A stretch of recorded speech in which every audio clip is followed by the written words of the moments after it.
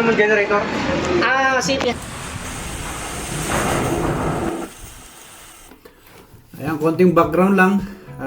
Dahil sa bagyong Emong, walang kuryente sa Pangasinan, blackout. At so nag-decide kami na bumili ng generator. Ayan.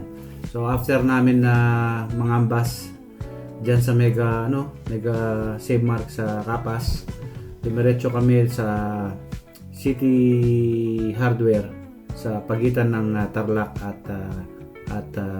Kapas.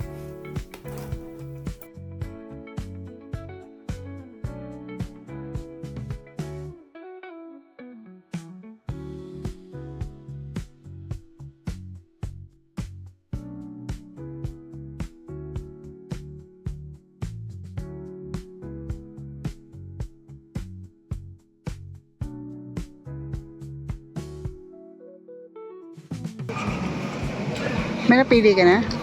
Ha? Magkano? 17. So bali ito nagdi-discuss na kami ni Mrs. no kung paano namin kung pipiliin ba namin ito yes or no. Tinitimbang pa namin yung budget namin at saka yung kasi maliban dito guys meron pang ibang bibilhin, may mga cables, may mga switches, breakers at saka marami pang ko i-consider no. So yung presyo nito is ano lang, yung unit lang. So wala pa siyang mga accessories. Ini 3.1. 2.8. 2.8 siya mo. Agyo na yung kaya. 1 horsepower aircon. Ilan yung riser? Ilan yung...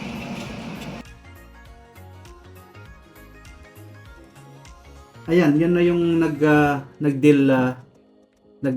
naging deal breaker. Kasi maliban sa budget, may mga minimum requirements pa kami in terms of yung sa mga kailangan namin kukonsumuhin.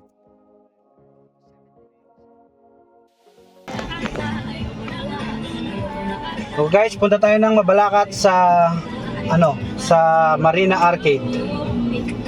Andito na tayo ngayon sa sa Dao pala tayo pupunta sa Marina Arcade Para bumili ng para bumili ng generator. bili o survey? Bili na talaga. Ayan guys, bago nga pala kami pumunta ng Marina Arcade, parang nag-search muna ako no, yung mga reviews. So may nakita akong isang vlogger na si Kaparmer na taga Arayat. So isa sa mga vlogs niya yung pinicture niya yung isang generator na pupuntahan natin diyan.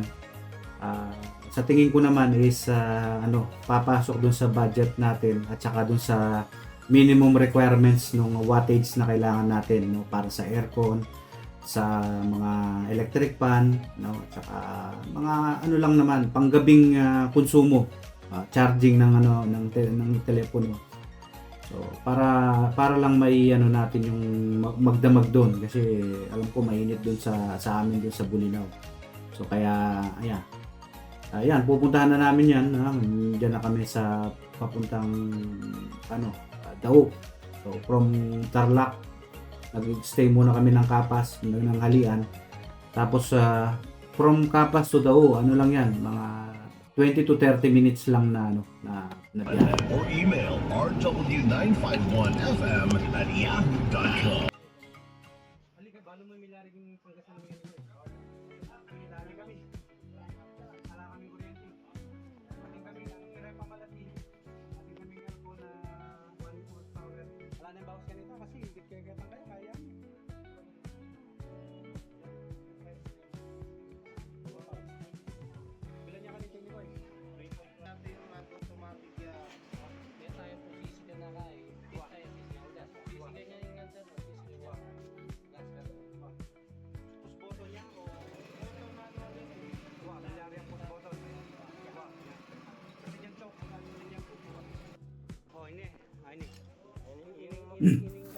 Ayan guys, dinedemonstrate na ni Manong yung kung paano i-operate yung unit.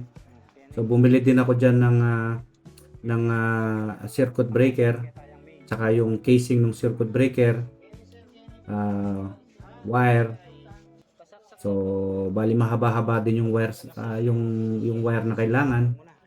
So yan, yun na nga yung sinasabi ko sa inyong accessories na kailangan. So bali 14,000 yung unit. Tapos circuit breaker at saka wire, inabot din kami ng mga 18,000 ata. So maliban dyan, meron pa kaming ibang binili dyan sa Marina Arcade. Kaya sulit naman yung biyahe, no? Kung kukumpitin mo yung gas na ginamit namin from Tarlac to Marina. Hindi naman din ganun kalaki. Mas marami pa rin yung naging benefit. So yan, tinuturo niya dyan na yung yung unit merong choke. So bago mo siya i-start, i-choke mo muna. Ayan. Tapos pag gumandar daw, ibabalik. Ayan. Mga simple lang na di ba? Mga tips galing kay Manong. Para at least hindi tayo hindi natin, although marami naman tayo mapagtatanungan. So at least at saka video, pero at iba pa rin yung step by step ni Manong diyan, no? Very may mga tips pa siya na binigay diyan na kailangan na yung ito twist daw pag bago mo ipasok yung cable na yon, yung socket pala, saka yung mga papatayin mo muna daw yung circuit breaker sa main bago mo sindihan yan para hindi mabigla yung aircon. Yan. So making sense naman. So at least may tayo diyan, may additional information tayo diyan.